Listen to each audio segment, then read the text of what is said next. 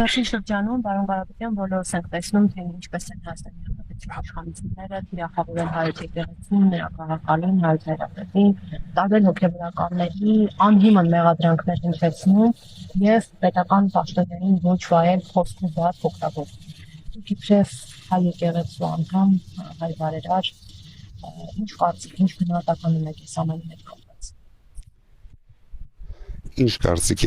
ես պետք է ունենամ, եթե մի փոքրիկ խմբակ մոռանալով հայոց պատմությունը, հայ եկեղեցու հազարավոր տարիների պատմությունը հարձակվել է հայ եկեղեցու վրա, հայ ժողովրդի վրա, քանի որ ես միշտ եղել եմ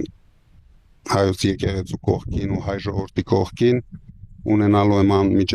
անմիջական մասնակցություն, եթե չհաջողվի քաղաքական գործիչներին, ուրեմն մենք էլ մեր ձևով ենք մասնակցելու այդ ամեն ինչին։